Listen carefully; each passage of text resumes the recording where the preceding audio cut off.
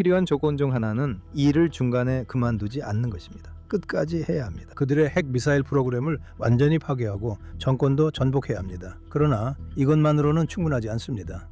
당신이 해야 할 일은 이란을 분열시키는 것입니다. 전쟁이 시작된 지 한 달이 지났습니다. 저는 알렉스 트레이먼이며 예루살렘 JNS TV에서 생방송으로 전해드립니다. 그리고 지난 수십 년 동안 이스라엘의 안보 이익에 무엇이 해당되고 무엇이 해당되지 않는지에 대해 가장 활발하게 경고해온 분을 모시게 되어 영광입니다.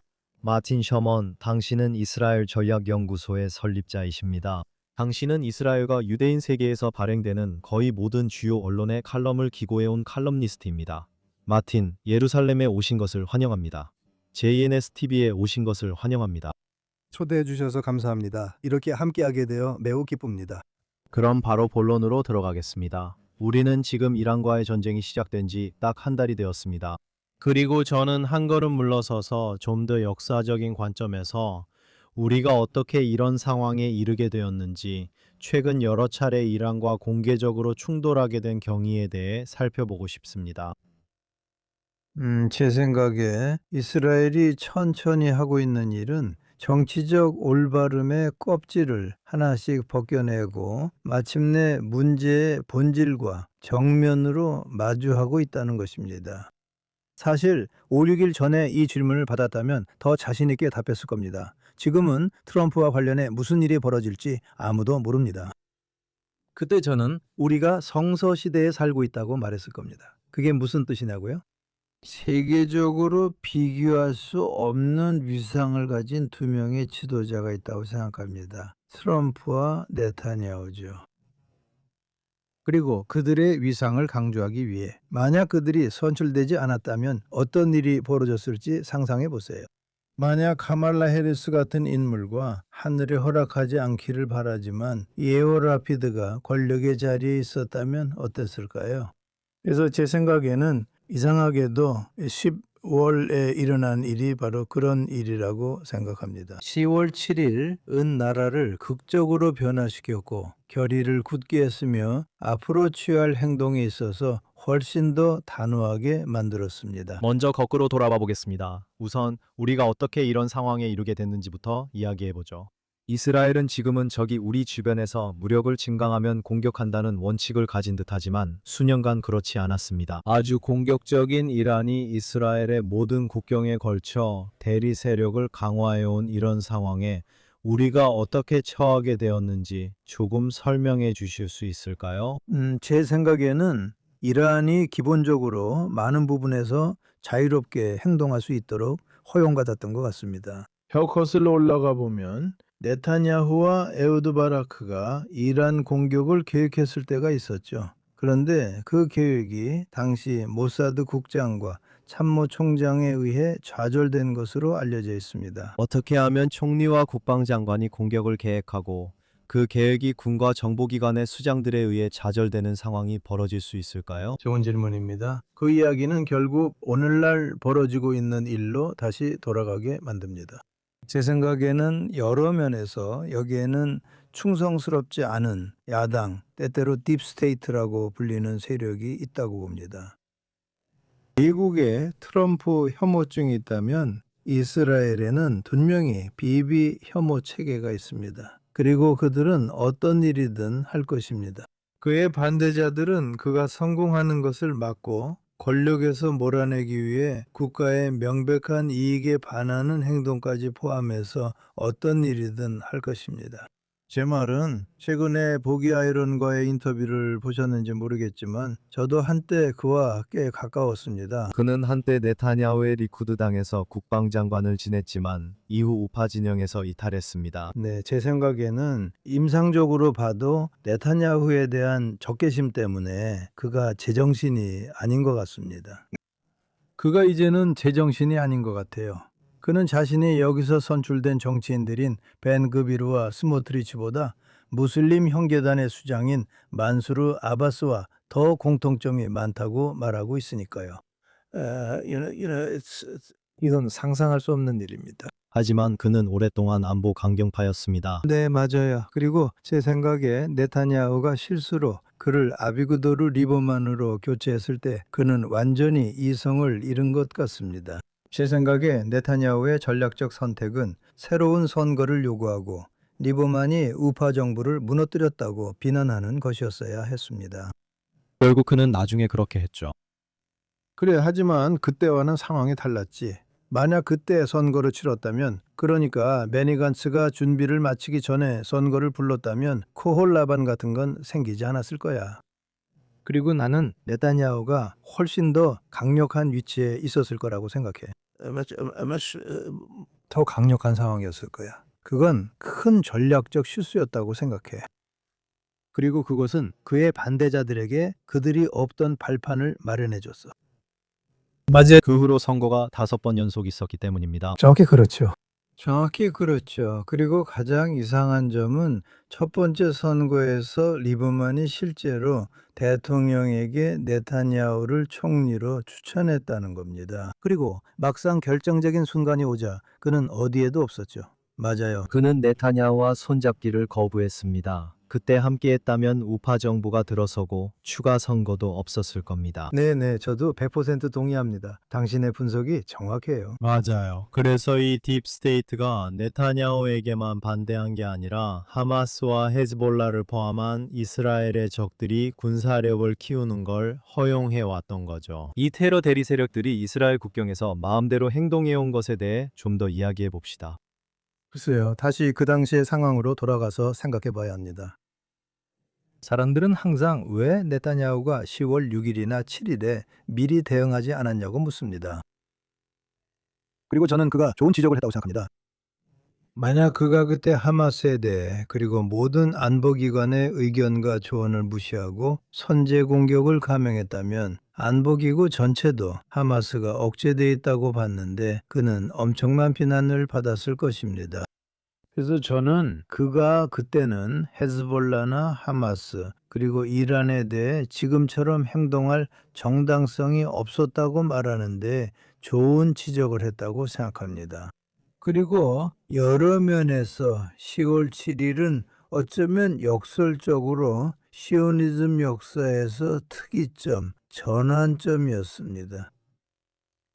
이것이 훨씬 더 단호하고 결연하며 강경한 태도를 가능하게 했습니다. 그래서 오늘 우리가 어떻게 여기까지 왔는지에 대해 당신이 무슨 의미로 말하는지 잘 모르겠지만 10월 5일부터 오늘에 이르기까지의 사건의 흐름을 대체로 일관되게 설명한 것이라고 생각합니다. 알겠습니다. 그렇다면 10월 7일 이후 네타냐후의 전쟁 대응을 어떻게 평가하시나요? 저는 아마도 그에게 최소한 10점 만점에 8점은 줄 것 같습니다. 아마 그 이상일 수도 있습니다. 여기 앉아 나는 이렇게 했을 거야, 저렇게 했을 거야 라고 말하는 건 정말 쉽죠. 그 사람에게는 정말로 상충되는 압박들이 너무 많습니다. 그래서 그가 무엇을 할 수 있었고 또 그 압박들 때문에 무엇을 할 수 없었는지 아는 것은 정말 어렵습니다. 저는 네타냐후가 하는 모든 일에 대해 변호하는 사람은 아닙니다. 네타냐후를 무비판적으로 옹호하는 사람도 아니고요. 실제로 기사에서 그에 대한 심한 비판도 쓴 적이 있습니다. 하지만 지금 그 자리에 더 나은 사람이 있다고는 생각하지 않습니다. 그리고 이스라엘에 관한 한 지금 이 시기에 그 자리에 있는 사람이 바로 적임자라고 생각합니다. 항상 옆에서 비판하는 건 쉽습니다. 그가 미국에서 바이든 대통령이 재임 중일 때 전쟁을 관리했던 방식과 트럼프 대통령이 재선되었을 때의 차이를 어떻게 보셨나요? 잘 모르겠습니다. 제 생각에는 그가 훨씬 더 많은 행동에 자유를 부여받았다고 생각합니다. 그리고 말씀드렸듯이 바이든은 제가 앞서 말한 것의 한 예라고 생각합니다. 트럼프가 당선되지 않았다면 그 자리에 누가 왔을까요? 그리고 저는 지금 이란에서 일을 더 빨리 진행해야 한다고 정말로 생각합니다. 왜냐하면 누가 당선될지 그리고 트럼프가 자기 당 내에서 어떤 압박을 받을지 알 수 없기 때문입니다. 소위 워크 우파라는 끔찍한 문제가 있습니다. 그들은 겨우 한 문장 정도의 진실만을 말할 수 있었습니다. 그들이 말하는 모든 것은 틀렸고 명백하게 잘못됐으며 분명히 잘못됐지만 그들은 여전히 계속해서 말합니다. 그리고 저는 10월 7일 이후에 왜 이스라엘이 전 세계적으로 전폭적인 동정을 받지 못하는지 정말 놀랍다고 말하고 싶습니다. 그것은 제 이해를 완전히 벗어납니다. 그리고 어쩌면 저는 수년 동안 잘못 생각해 왔을지도 모릅니다. 왜냐하면 저는 항상 반유대주의가 차지하는 역할을 과소평가해 왔기 때문입니다. 외부 세계에서 유대인들과의 관계에서 말이죠. 저는 항상 이스라엘이 자기 입장을 밝힐 때 그저 대외 홍보가 부족하거나 외교적 의무를 소홀히 한 것이라고 생각했습니다. 그리고 저는 여전히 이스라엘이 훨씬 더 강력하고 효과적으로 자기 입장을 밝힐 수 있다고 생각합니다. 하지만 오늘날 벌어지고 있는 일들에서 반유대주의적인 요소가 크게 작용하고 있다는 점을 부정하기 어렵다는 것을 말씀드리고 싶습니다. 저는 그 문제가 그렇게 중요하다고 생각하지 않았고 이스라엘의 대외 홍보가 부족하다고만 여겼습니다. 하지만 이제는 확신하지 못하겠습니다. 전쟁을 바라볼 때 우리가 이란에 대한 승리를 어떻게 정의할 수 있을까요? 말씀드리자면 가자지구와 마찬가지로 저는 이스라엘이 제2차 세계대전을 다룬 브릿지 투파라는 영화가 있었는데 그 영화에서 미군 낙하산 부대원들이 적의 연합군에 의해 너무 멀리 나아가게 되는 장면이 나옵니다. 저는 여기서는 정반대라고 생각합니다. 이란과 관련해서도 마찬가지입니다. 가자지구도 마찬가지로 두 경우 모두 너무 가까운 다리라 할 수 있습니다. 이란 이야기 전에 가자지구에 대해 한 말씀 드리겠습니다. 제 생각에 가자지구에서는 트럼프가 처음에 제안했던 것처럼 주민들을 이주시키지 않고는 실현 가능한 해결책이 없습니다. 왜냐하면 이스라엘이 가자지구를 누가 통치할지, 어떻게 통치할지를 결정할 수 있는 유일한 방법은 이스라엘이 직접 통치하는 것뿐이기 때문입니다.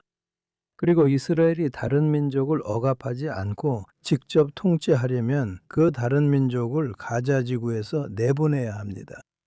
그리고 오늘날 저는 그 일이 예전보다 훨씬 쉬워졌다고 생각합니다. 왜냐하면 지금 이 폐허와 선거 기간 중에 누가 가자지구에 남아있고 싶어 하겠습니까? 물론 오늘은 춥고 비가 오고 있습니다. 가자지구를 살기 좋은 곳으로 만들다. 그리고 거기서 다시 말하지만 이스라엘이 이 모든 일에서 이집트의 잘못을 강조하지 않은 것이 실패입니다. 왜냐하면 전 세계적으로 모든 분쟁에서 특히 지난 수십 년 동안 시리아든 우크라이나든 아프리카든 군사적 분쟁이 있을 때마다 민간인들은 도망쳤습니다. 그리고 여기서는 그럴 수 없습니다. 그것은 기본적인 인도적 권리로 간주되어야 합니다. 맞아요. 맞아요. 그리고 이번 경우에 이집트는 자신이 음흉하고 은밀한 적임을 증명했다고 생각합니다. 그리고 이스라엘은 이를 뒷받침하기 위해 대규모 정치적 압력을 가하고 매우 인도주의적인 논거를 동원했어야 한다고 생각합니다. 팔레스타인 사람들을 정말로 생각한다면 왜 이런 참혹한 폐허 속에 그들을 가두고 싶어 하겠습니까? 그것은 사람들이 팔레스타인 사람들을 얼마나 진심으로 생각하는지 보여주나요? 저도 동의합니다. 그리고 다시 한번 이것은 이스라엘이 의제로 밀어붙이지 않았습니다. 이스라엘의 원래 전략적 실수는 강과 바다 사이에 어떤 형태로든 팔레스타인 자치가 있어야 한다는 것을 인정한 것이었습니다. 하지만 그건 또 다른 이야기입니다. 이란에 관해서는 다시 말하지만 너무 나간 얘기라고 생각합니다. 저는 단순히 정권을 전복하는 것만으로는 충분하지 않다고 생각합니다. 제 말은 아주 분명하고 명백한 것들입니다. 핵 프로그램을 폐기해야 하고 미사일 프로그램도 없애야 하며 심지어 정권도 전복해야 합니다. 하지만 그것만으로는 충분하지 않습니다. 당신이 해야 할 일은 이란의 붕괴를 일으키는 것입니다. 다시 말해서 주변 지역, 북쪽에는 쿠르드족과 아제리족이 있고 동쪽에는 발루치족이 있으며 서쪽에는 대부분의 석유가 있는 아랍인들이 있습니다. 그리고 여러분이 해야 할 일은 분리주의 성향을 부추기고 이란이 유고슬라비아처럼 민족 단위로 분열되도록 하는 것입니다. 그리고 1970년대 유고슬라비아에서 티토주의가 통합 이념이었을 때 아무도 그것이 세르비아, 크로아티아, 보스니아 등으로 분열될 것이라고 상상하지 못했습니다. 하지만 실제로 그렇게 됐죠. 그리고 정치학에서는 거의 수학 공식과도 같은 것이 있다고 말할 수 있습니다. 반민족 국가에서 그 국가를 하나로 묶어주던 포괄적인 이념이 실패하고 더 이상 서로 다른 민족들을 결속시킬 수 없게 되면 국가 분열은 충분히 가능한 일입니다. 유고슬라비아가 그 예입니다. 더 큰 규모로 보고 싶다면 소련이 그 예입니다. 소련은 발트 3국과 우크라이나 등으로 분열되었습니다. 19세기 그런 일이 가능하다고 말했다면 아무도 믿지 않았을 겁니다. 당신이 이란에서 주장하는 바에 바로 이것이지만 누군가는 이스라엘도 같은 문제가 있다고 말할 수 있습니다. 이스라엘에는 유대인 다수와 아주 큰 아랍계 소수 민족이 있습니다. 그렇다면 왜 민족별로 나라를 분할하지 않는 거죠? 글쎄 그건 논의 대상이 아니라고 생각합니다. 모든 다민족 국가가 분열의 후보가 되는 건 아니니까요. 저는 이곳에서 유대인의 우위가 앞으로도 계속될 것이라 생각해 분할은 현실적이지 않다고 봅니다. 저는 비유대인 인구를 줄이기 위해 이스라엘에서 아랍인들의 이주도 장려하고 싶습니다. 하지만 그건 나중의 일입니다. 하지만 분명히 유대와 사마리아 그리고 가자 지구에서는 그것이 반드시, 왜냐하면 유대와 사마리아 그리고 가자 지구에서 인구 이동이 아닌 모든 것은 에미리트 계획을 포함해서 또 다른 형태의 자치이기 때문입니다. 그것은 모두 자치입니다. 그리고 자치 체제에는 아무런 문제가 없습니다. 기본적으로 미국 전체는 일정한 권한을 가진 자치주들의 집합체이지만 그들은 주권을 가지고 있지 않습니다. 이제 그런 체제는 한 가지 조건에서만 실현 가능합니다. 바로 자치단체들이 주권기관의 정당성을 인정하고 받아들인다는 것입니다. 하지만 그게 바로 이들이 여기서 하고 있는 일과는 정반대입니다. 그들의 제안은 자치권입니다. 에미리트는 또 다른 자치권 형태일 뿐입니다. 인구 이동이 아닌 모든 것은 또 다른 형태의 자치권입니다. 그리고 그것이 성공하지 않는다는 것이 입증되었습니다. 주권자 유대인의 정당성을 인정하지 않는 집단에 자치권을 주기 때문입니다. 그것은 절대 성공하지 않을 것입니다. 그리고 사람들이 이제 좀 현실을 직시했으면 좋겠습니다. 제가 말하는 것은 이게 우익 극단주의가 아니라는 겁니다. 제 말은 제가 이걸 종교적인 이유로 말하는 것도 아니라는 거예요. 종교적인 관점에서 말하는 게 아닙니다. 저는 전혀 종교적인 사람이 아니에요. 저는 꽤 세속적인 사람입니다. 하지만 제가 말하는 것은 여러분이 자신의 안보를 위해 지켜야 하는 지역 내에 많은 반항적인 아랍 인구를 남겨둔다면 안정적인 통치 체제를 찾을 방법이 없다는 겁니다.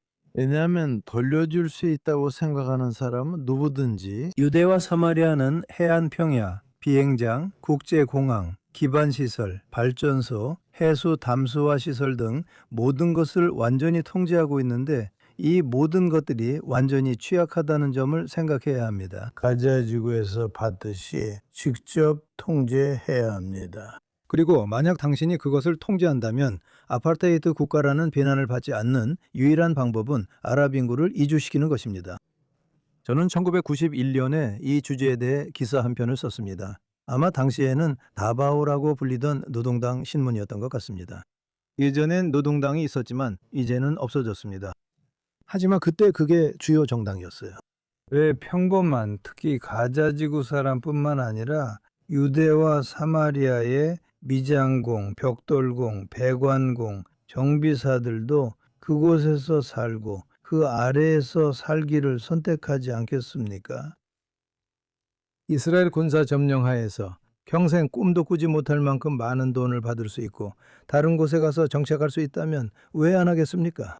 제 말은 도덕적인 기준에서 두 가지를 비교해 보면 가장 열성적인 두 국가 해법 지지자조차도 팔레스타인 국가가 동성애 혐오적이고 여성 혐오적인 무슬림 다수의 독재국이 될 것이라고 생각하지 않을 수 없습니다. 그러니까 한편으로는 두 국가 해법 지지자들이 동성애 혐오적이고 여성 혐오적인 무슬림 다수의 독재국을 상상하고 다른 한편으로는 비전투적인 팔레스타인인들이 다른 곳에서 더 나은 삶을 살 수 있다면 어느 쪽이 더 자유롭고 계몽적으로 들립니까? 제 생각엔 이런 관점이 제대로 제시된 적 없는 것 같습니다. 팔레스타인인들이 꼭 계몽적이고 자유로운 사회를 추구하는 것 같지는 않습니다. 그들은 신경 쓰지 않는 것 같습니다. 제가 제안하는 것은 팔레스타인인들에게 집단적 지위를 부여하지 않는 것입니다. 저는 개별 팔레스타인인들에게 이스라엘 방위군의 이른바 군사적 압제 아래 머무르기보다 가족과 함께 다른 곳에서 더 나은 삶을 살 것을 제안하자는 것입니다. 팔레스타인인들은 제 말은 그들은 지금 18년 동안 선거를 치르지 못했습니다. 그들은 심지어 지방선거도 시도했지만 그것마저도 처참하게 실패했습니다. 전 세계가 공허한 정치적으로 올바른 발언들에 속아 넘어가고 잘못된 길로 이끌린 것처럼 보입니다. 이번 전쟁 이후에 이스라엘에 대한 외교적 압박이 다시 강화될 거라고 생각하십니까? 이스라엘 팔레스타인 분쟁에 대한 어떤 해결책을 찾기 위해서요. 그리고 다시 한번 팔레스타인 국가를 만들기 위한 압박이 있을까요? 글쎄요, 저는 많은 부분이 선거 결과 누가 선출되느냐에 달려있다고 생각합니다. 만약 영국에서 개혁당이 집권하고 프랑스에서 우파 정당이 집권한다면 유럽에서의 압박은 줄어들 수 있습니다. 미국에서 어떤 일이 일어나는지에 달려 있습니다. 만약 공화당이 집권한다면 폼페이오나 니키 헤일리 또는 루비오 같은 사람이 될 수도 있습니다. 저는 그런 압박이 없을 거라고 생각합니다. 하지만 이스라엘은 팔레스타인 국가의 정당성과 바람직함에 대한 세계 여론을 바꾸기 위해 전략적 차원의 대규모 공공외교에 본격적으로 나서야 합니다. 여러 면에서 저는 이스라엘 공공외교가 잘못된 방향으로 간다고 생각합니다. 이제는 예전보다 훨씬 더 중요해졌고 우선순위도 훨씬 높아졌습니다. 하지만 수십 년 동안 이스라엘은 공공외교를 소홀히 했습니다. 그들은 여기에 터무니없는 금액을 투자했습니다. 하지만 자원이 있더라도 공공외교에는 두 가지 접근 방식이 있습니다. 이벤트 중심으로 접근하는 방법입니다. 다른 하나는 맥락 중심 접근입니다. 그게 무슨 뜻이냐고요? 이스라엘의 공공외교는 지금까지 이벤트 중심으로 이루어져 왔습니다. 그게 무슨 뜻이냐고요? 무슨 일이 일어나면 우리는 왜 그런 일이 일어났는지, 왜 우리의 잘못이 아닌지, 왜 그렇게 나쁘지 않은지 등을 설명하려고 허둥지둥하게 됩니다. 그렇게 허둥대는 대신 늘 대중의 시선 속에서 어떻게 인식되는지를 바꾸기 위한 메시지를 지속적으로 보내는 맥락 중심 접근을 해야 한다는 뜻입니다. 이스라엘이 독재 정권들에 둘러싸인 가운데 계몽된 가치를 위해 싸우는 용감한 민주주의 국가로 인식되는지 아니면 다른 사람들의 땅을 빼앗으려는 탐욕스러운 국가로 보이는지에 따라 큰 차이가 있습니다. 그래서 정말 큰 차이가 있죠. 예를 하나 들어보겠습니다. 가령 팔레스타인 청년이 이스라엘 방위군 아는 부수적 피해로 사망했다고 가정해 봅시다. 그 비극적인 사건이 어떻게 발생했는지에 따라 큰 차이가 있습니다. 이스라엘이 독재 정권들에 맞서 싸우는 용감한 민주주의 국가로 인식되는지 아니면 반쯤 파시스트적이고 땅을 빼앗으려는 국가로 인식되는지에 따라 다릅니다. 같은 사건이라도 두 가지 다른 맥락에서 어떻게 인식되느냐에 따라 큰 차이가 있습니다. 그리고 저는 이스라엘의 사건이 어떻게 보이는지에 대한 맥락을 만드는데 정말 집중해야 한다고 생각합니다. 여기에는 팔레스타인 내러티브를 해체하는 것도 포함됩니다. 그리고 아시다시피 기본적으로 독자적인 팔레스타인 내러티브라는 개념 자체가 사기라고 생각합니다. 그 사실을 아는 사람이 얼마나 되는지 모르겠습니다. 팔레스타인 헌정의 첫 번째 버전에서는 요르단강 서안, 유대, 사마리아, 그리고 가자가 팔레스타인 고향 영토에서 명확하게 구체적으로 제외되어 있었습니다. 그 당시 요르단강 서안은 요르단의 일부로 인정되었고 가자는 이집트의 일부였습니다. 그래서 그 땅이 팔레스타인인들의 고대 고향이 된 유일한 시기는 그들이 6.1 전쟁에서 패배한 이후였습니다. 그리고 여러 면에서 팔레스타인인들은 국가의 정반대라고 할 수 있습니다. 왜냐하면 그들은 명확하게 정의된 고향이 없고 그들의 고향은 유대인들이 있는 곳 어디든지로 정의되기 때문입니다. 그리고 저는 이스라엘이 지적 자원과 재정적 자원을 모두 투자한다면 훨씬 더 설득력 있고 강력하게 자신의 입장을 밝힐 수 있다고 생각합니다. 레바논에 대해 조금 이야기해 봅시다. 헤즈볼라는 레바논의 통치를 사실상 장악하고 있을 뿐만 아니라 가장 지배적인 군사 세력이기도 합니다. 이스라엘은 지난 50년 동안 사실상 전쟁을 반복해 왔습니다. 레바논에서는 이스라엘이 점령할 때마다 항상 영토를 계속 점령하는데 주저함이 있었습니다. 몇 년 후에는 다시 이스라엘의 기존 영토로 철수하게 됩니다. 이번에는 뭔가 다른 일이 일어날 거라고 생각하십니까? 이스라엘이 완충지대 신설이나 라타니 강까지 영토 확장 가능성이 제기되고 있습니다.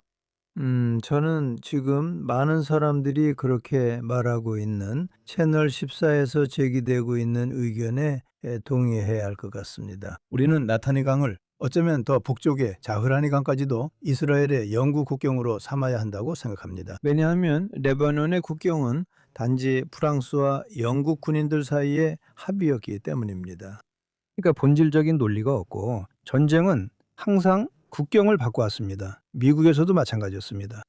그리고 그것에 대한 논리가 있어야 합니다. 우리는 국경을 두 강 중 하나, 적어도 리타니 강까지 아니면 자라니 강까지라도 옮겨야 합니다. 그리고 저는 그것이 목표가 되어야 한다고 생각합니다. 하지만 여러분, 우리는 공공외교에 대해 이야기했습니다.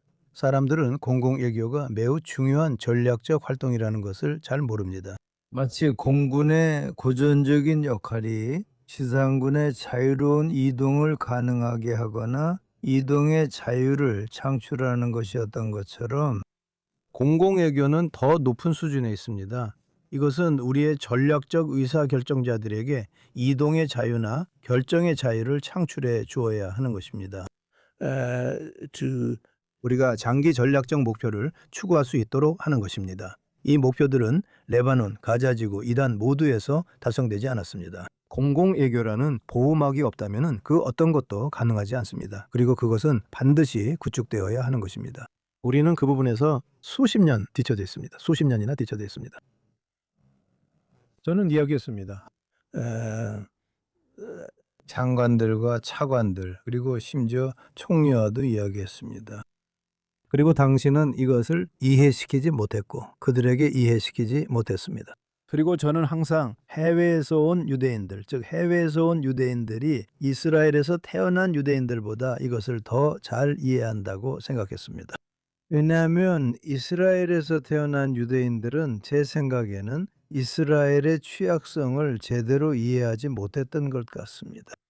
그들은 이스라엘 없는 세상은 상상할 수 없었습니다. 그래서 그들은 우리가 뭘 하는지 설명할 필요가 없다고 생각한 겁니다. 이제는 취약성과 강력한 목소리를 내야 할 필요성, 모두에 대한 인식이 더 커졌다고 생각합니다. 이 국제 무대에서 말이죠. 그리고 다시 말하지만 영어를 아주 유창하게 구사하는 사람이 있는 것이 그렇게 중요하다고 생각하지 않습니다. 그건 좋은 일입니다. 메시지를 전달하는 방법이 많으니까요. 소셜미디어나 인터넷 등 언어를 발표하기 전에 다듬을 수 있는 여러 가지 방법들이 있으니까요. 영어 발음이 좋고 영어를 잘 구사하는 사람들이 있다는 건 좋은 일입니다. 하지만 그건 내용을 갖추는 것보다 훨씬 덜 중요합니다. 내용이 있어야 하고 그러면 그걸 전파할 방법을 찾게 될 겁니다. 하지만 먼저 그것이 얼마나 중요한지 인식하는 것이 필요합니다. 정치적인 제약에 묶여 있다면 군사력을 온전히 사용할 수 없습니다. 그리고 그것이 바로 공공외교의 전략적 역할이어야 합니다. 지금 이란과의 전쟁에서 이런 변화가 있다고 보십니까? 예전보다는 훨씬 나아졌습니다. 하지만 예전보다 훨씬 나아졌다고 해도 아직 갈 길이 멀다고 생각합니다. 저는 10년이 넘는 시간 동안 이스라엘이 국가 예산의 2%에서 3%를 공공외교에 투자해야 한다고 주장해왔습니다. 그리 많아 보이지 않을 수도 있지만 이스라엘의 그건 지금 쓰고 있는 것보다 엄청나게 많은 돈입니다. 그건 20억에서 30억 사이입니다. 그렇게 좋지는 않지만 30억 달러는 완전히 새로운 수준이죠. 30억 달러 예산이면 많은 사람들의 생각을 바꿀 수 있고 많은 이들의 마음을 얻을 수 있습니다. 예산. 그리고 저는 그게 대중적인 논쟁의 최전선으로 나와야 한다고 생각합니다. 이번 전쟁으로 이스라엘이 중동의 패러다임을 바꾸고 있다고 생각하십니까? 그리고 이번 전쟁이 끝난 후 이스라엘이 승리에 만족하고 앞으로 이 지역이 비교적 평온한 상태로 들어갈 것이라고 믿으십니까? 저는 우리의 상황이 예전보다 훨씬 나아졌다고 생각합니다. 당신이 말하는 이상적인 상황에 도달할 수 있을지는 모르겠지만 오늘날에는 이슬람 국가들이 서유럽 국가들보다 우리를 더 지지하는 이상한 상황이 벌어지고 있다는 걸 알고 있습니다. 정말 이상한 일이죠. 상황이 어떻게 전개될지 알기란 매우 어렵습니다. 제가 텔아비브 대학교에서 국제 관계를 강의할 때 1980년대를 예로 들며 이런 과제를 줬다고 상상해 보라고 했습니다. 앞으로 국제 정세가 어떻게 될지 예측해 보라는 거죠. 그리고 만약 어떤 학생이 정확하게 맞췄다면 아마도 그 학생은 수업에서 비웃음을 샀을 겁니다. 왜냐하면 그는 강력했던 소련의 붕괴까지 예측해야 했기 때문이죠. 그 학생은 당시 가난한 개발도상국이었던 중국과 인도의 부상을 예측해야 했을 겁니다. 그리고 동유럽의 변화도 예측해야 했겠죠. 동유럽이 바르샤바 조약기구에서 이탈할 것도 예측했어야 했습니다. 상상 못했던 일이 실제로 일어났죠. 그래서 저는 비종교인으로서 여러 면에서 가장 중요한 것은 신념이라고 생각합니다. 당신은 자신이 믿는 어떤 목표에 중심을 두고 그것을 향해 나아가야 합니다. 그래서 저는 잘 모르겠습니다. 제 말은 정말 많은 변수들이 생길 수 있다는 겁니다. 하지만 제 생각에 필요한 조건 중 하나는 일을 반쯤 하다 말지 않는 것이라고 생각합니다. 끝까지 가야 합니다. 이란에서도 가자지구에서도 중간에 멈출 수 없습니다. 앞으로 몇 주간 전쟁이 어떻게 진행될 것 같습니까? 저는 트럼프가 기조를 유지하길 바랍니다. 만약 그가 그렇지 않고 철수해서 이란인들이 어떤 식으로든 승리한 것처럼 보이게 된다면 그것은 재앙이 될 것입니다. 그것은 이스라엘뿐만 아니라 걸프 국가들과 이 지역의 다른 나라들에게도 재앙이 될 것입니다. 왜냐하면 물리적으로는 크게 약화될지라도 심리적이고 정치적으로는 엄청나게 강화될 것이라고 생각하기 때문입니다. 그리고 이스라엘은 이것을 위해 미국에 의존하고 있습니까? 이스라엘이 미국의 의견을 고려하지 않는 것은 매우 어려울 것이라고 생각합니다. 제 말은 현재 이스라엘이 의지할 수 있는 다른 국가들이 없다는 겁니다. 이스라엘이 중국의 지원을 기대할 수 있다고 생각하지 않습니다. 러시아의 지원도 기대할 수 없다고 생각합니다. 절대 그렇지 않습니다. 문제는 이스라엘이 스스로 군사 목표를 계속 추구할 수 있느냐는 점입니다. 군사적으로는 가능하다고 생각합니다. 정치적인 장애물이 없다면 가능하다고 생각합니다. 아마도 그렇게 많은 권한은 없지만 왜냐하면 저는 우리의 비축량이 얼마인지 등등에 대해 알지 못하기 때문입니다. 하지만 만약 우리가 할 수 없다면 걱정할 것이 많다고 생각합니다. 네, 앞으로 몇 주 동안 계속 지켜볼 것이고 여기서 무엇이 필요한지 명확히 알게 되어 좋습니다. 마틴 셔먼, 오랫동안 명확한 설명을 해주셔서 감사합니다. 함께 해주셔서 정말 고맙습니다. 불러주셔서 감사합니다.